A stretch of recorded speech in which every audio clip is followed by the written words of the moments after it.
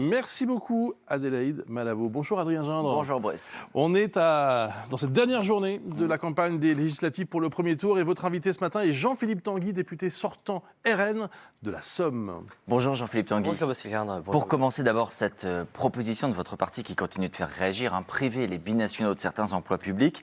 Hier soir chez nos confrères de BFM TV, Roger Chudeau, qui est un député RN sortant du Loir-et-Cher, a pris l'exemple de l'ancienne ministre de l'Éducation Najat Vallaud-Belkacem, franco-marocaine. Il dit « C'était une erreur de la nommer à ce poste, pas une bonne chose pour la République. Les postes ministériels doivent être détenus par des franco-français, point final ». Est-ce que c'est votre ligne ?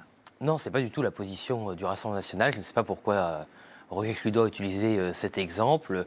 La proposition ne concerne pas du tout les ministres, les députés ou autres élus de la République. Ils peuvent tout à fait avoir une binationalité. Donc c'est une erreur de sa part. Et d'ailleurs, il a rectifié par un tweet en disant que c'était une position personnelle qui n'était pas du tout celle du parti. Mais vous avez raison de le souligner, il dit c'est un avis strictement personnel. Mais il ne dit pas j'ai fait une erreur, ma langue a fourché, j'ai raconté n'importe quoi, j'ai été pris d'un moment de fatigue. C'est une erreur. Il maintient la position, son avis. Oui, mais nous sommes en campagne, il est porte-parole, il y a une seule ligne, il y a un seul programme. C'est le programme de Jordan Bardella et ce n'est pas du tout la ligne de ce que nous proposons. Donc, mais il n'y aura pas de sanction contre lui. On peut être élu du RN et tenir ce genre de propos. Mettre en cause la binationalité de Najat Vallaud-Belkacem comme étant en soi un problème. Non, mais son avis n'est pas interdit par nos lois, il ne faut quand même pas exagérer. Mais Mme Najat Vallaud-Belkacem était une mauvaise ministre parce qu'elle était socialiste, qu'elle appliquait la politique d'un nouveau candidat au législatif qui s'appelle François Hollande, qui a fait beaucoup de mal à l'école, effectivement. Mais ça n'a rien à voir. De sa seule politique. Avec. Il a parlé de sa double nationalité. Je vous ai dit, c'est une erreur, ça n'a rien à voir avec. Ça s'apparente à de la xénophobie, Jean-Philippe Tanguy. Bon, non, parce que Mme Najat Vallaud-Belkacem, elle est française, donc ça ne peut pas être de la xénophobie. Oui, enfin, il a quand même justifié, pardon Adrien, il a justifié cette critique en l'accusant par exemple d'avoir voulu instituer au CP des cours d'arabe. Oui, mais c'est pour ça que c'est une erreur, que c'est pas du tout un bon exemple, parce que ça institue un doute qui n'a pas de lieu d'être. Je vous dis, Madame Najat Vallaud-Belkacem était une mauvaise ministre. Pourquoi ? Parce qu'elle voulait instituer des cours d'arabe en parce CP ? qu'elle a affaibli de manière générale le niveau, qu'elle a fragilisé notamment le collège, qu'elle était dans cette doctrine depuis 40 ans qui consiste à croire que parce qu'on est laxiste, on va favoriser le niveau de diplôme, alors qu'on ne fait que baisser le niveau de diplôme et qu'on met en difficulté les élèves, en particulier les plus fragiles, évidemment, qui n'ont pas les moyens par leur famille d'avoir leur propre éducation. Bien que ce n'est pas la ligne officielle du parti, mais des députés, des ministres du RN pourront tenir ces propos sans que ça pose aucune difficulté, ni entraîne aucune sanction, ni exclusion. Comme pas une exclusion, il ne faut pas non plus exagérer sur ces propos. Je sais que depuis une semaine, on est dans la surenchère permanente de nos adversaires qui ont transformé cette proposition qui concerne quelques métiers très stratégiques pour faire croire des choses qui ne sont pas dans notre programme d'une part et surtout qui sont très éloignées des problématiques des Français. Le lundi prochain, la facture de gaz va augmenter de 11 à 12%. Oui, mais là, vous essayez de vous échapper d'une question qui est ce que vos candidats ou vos élus disent. Excusez-moi, c'est que j'essaie de parler des problèmes des gens. J'ai répondu à de nombreuses reprises sur le cas de M. Chudeau. Je vous ai dit que c'était une erreur, que ce n'était pas la position. Ouais, enfin ça date d'hier soir. Madame Malika Sorel, elle pourrait être ministre ?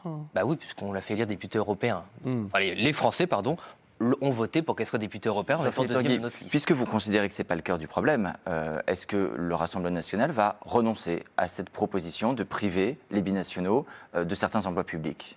Mais non, on ne va pas reculer sur une mesure de bon sens qui consiste à dire que certains métiers très exposés, on ne peut pas prendre de risques. Mais il y a comme le posait comme question Gabriel Attal, dans un tweet notamment, il dit est-ce qu'il y a un problème de loyauté ?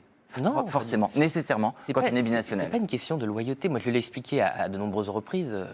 C'est tout simple. Les services de renseignement sont déjà débordés. Quand vous avez une binationalité, vous pouvez avoir des familles, de vos proches, même des biens, du patrimoine, dans des pays avec des régimes épouvantables, la Russie, la Chine, l'Iran.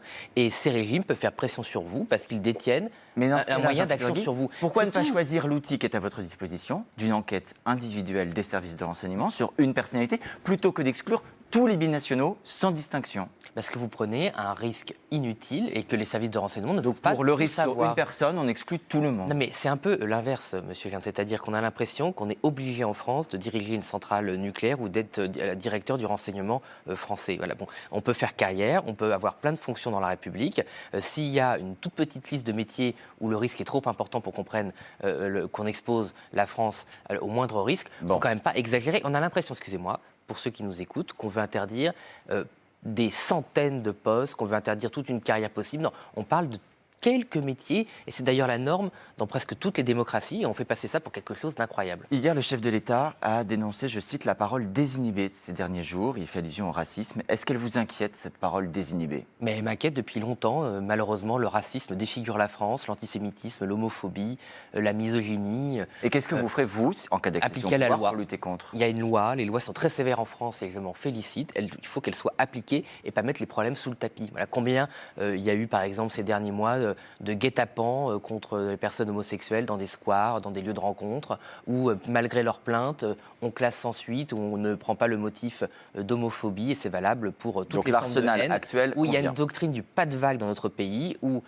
au mieux on arrête les voyous et les criminels, mais on ne prend pas le motif de haine, et c'est insupportable pour les victimes. Jean-Philippe Tanguy, je voudrais clarifier avec vous également un autre point. Marine Le Pen a estimé hier dans la PQR, dans la presse quotidienne régionale, que le président, avec son titre de chef des armées, avait là un titre honorifique.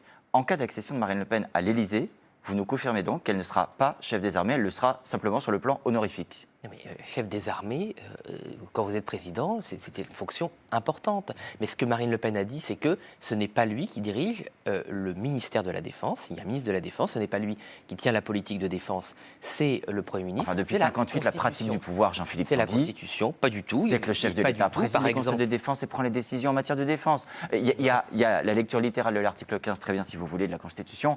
Il y a une pratique. Le chef de l'État... D'une manière générale, il est bien d'avoir une lecture plutôt littérale de la Constitution. Je pense que la Constitution est la Constitution. En 99... Donc Marine Le Pen ne décidera de rien en matière de défense en cas d'accession à l'Élysée. Je vais vous répondre. En 99, par exemple, Lionel Jospin, Premier ministre, s'est opposé à une demande d'opération en Côte d'Ivoire du président Chirac.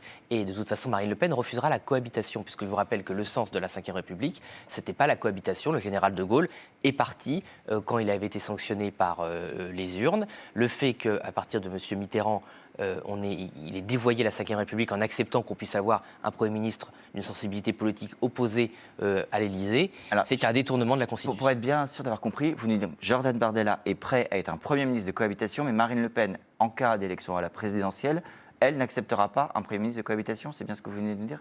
Si on dissout l'Assemblée nationale quand vous êtes président de la République, si le peuple sanctionne votre dissolution en vous donnant une majorité opposée à la vôtre, oui, quand vous êtes gaulliste, vous partez. Elle démissionnera.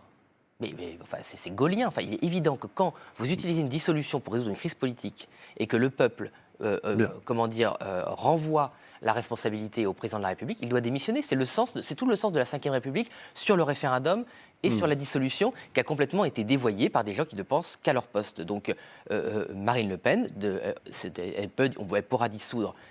Si elle veut une nouvelle majorité, si les Français ne font pas confiance malheureusement ce dimanche et qu'elle est présidente en 2027, et les Français lui feront confiance. Mais imaginez, vous devenez président de la République et les Français vous retirent leur confiance. C'est arrivé à plusieurs reprises dans l'histoire de la Ve, François Mitterrand, Jacques Chirac, évidemment. Oui, absolument, mais je crois et ça a donné des cohabitations. Qui était plutôt apprécié des Français d'ailleurs. Merci beaucoup en tout cas. Ah si, il me semble. Merci en tout cas à vous d'avoir été notre invité. Merci à Adrien Gindre.